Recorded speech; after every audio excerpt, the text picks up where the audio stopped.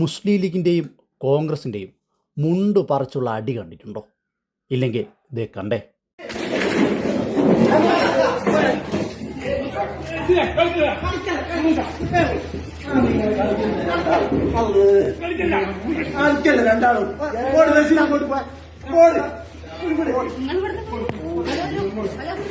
നാദാപുരം തൂണേരിയിലെ കോൺഗ്രസും മുസ്ലിം ലീഗും തമ്മിൽ വാക്തർക്കമുണ്ടാകുകയും അതേ തുടർന്നുണ്ടായ മുണ്ടുരിഞ്ഞ അടി സ്ഫടികം സ്റ്റൈൽ അടിയുമാണ് നമ്മളിപ്പോൾ കണ്ടത്.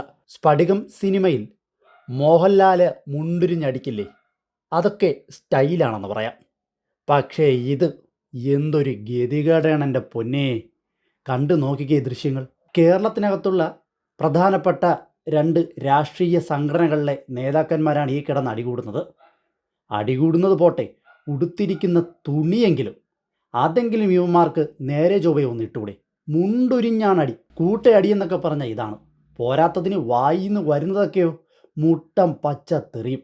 ഇത്തരത്തിലുള്ള നേതാക്കന്മാരെ കണ്ട് കേരളത്തിലെ മറ്റുള്ളവർ പഠിക്കണമെന്നാണ് UDF പറയുന്നത്. ഒന്ന് ചിന്തിച്ച് നോക്കിയേ, ഇവന്മാരുടെ കയ്യിലേക്ക് കേരളത്തിൻ്റെ ഭരണം കൊടുത്തു കഴിഞ്ഞാൽ എന്തായിരിക്കും അവസ്ഥയെന്ന്. നാദാപുരം തൂണേരിയിലെ കോൺഗ്രസ് പ്രവർത്തകരാണ് ഈ ദൃശ്യം ചോർത്തി പുറത്തേക്ക് വിട്ടത്. അടിയെന്ന് പറഞ്ഞാൽ പൊരിഞ്ഞ അടി. മുസ്ലിം ലീഗും കോൺഗ്രസും തമ്മിലുണ്ടായ വാക്തർക്കം അത് പിന്നെ കയ്യാങ്കളിയിലേക്ക് കലാശിക്കുകയും അതേ തുടർന്നാണ് മുണ്ടുരിഞ്ഞ സ്ഫടികം സ്റ്റൈൽ അടി അവിടെ അരങ്ങേറിയത്.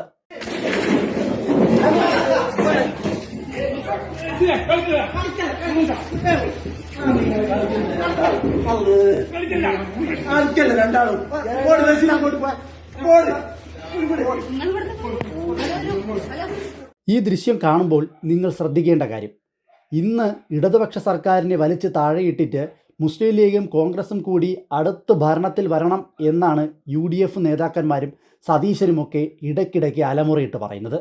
ഇത്തരത്തിൽ തമ്മിൽ അടിയുണ്ടാക്കുന്ന ഇവന്മാരെ, മുണ്ടുരിഞ്ഞടിക്കുന്ന ഇവന്മാരെ, സ്വന്തം നാണവും മാനവും പോലും വിലക്കെടുക്കാതെ മുണ്ടുരിഞ്ഞ് നടുവീതികളിലും അതുപോലെ തന്നെ ഇത്തരം കമ്മിറ്റിയും യോഗങ്ങളും നടക്കുന്ന സഭകളിലുമൊക്കെ ഇത്തരത്തിൽ അലമ്പുണ്ടാക്കുന്ന അടിയുണ്ടാക്കുന്ന ഇവന്മാർക്ക് എന്തർത്ഥത്തിലാണ് കേരളത്തിൻ്റെ ഭരണം കൊടുക്കേണ്ടത്? അങ്ങനെ കേരളത്തിൻ്റെ ഭരണം കൊടുത്താൽ തന്നെ ഇവന്മാരെല്ലാവരും കൂടി ചേർന്ന് കേരളത്തെ നശിപ്പിക്കില്ലേ, കട്ടുമുടിപ്പിക്കില്ലേ? അപ്പോൾ അധികാര കൊതിയന്മാരായ മുസ്ലിം ലീഗിൻ്റെയും കോൺഗ്രസിൻ്റെയും ഉഡായിപ്പ് നേതാക്കന്മാരുടെ ഈ മുണ്ടുപറിച്ചടി, ഈ അടി ഒരു ഉദാഹരണമാണ്.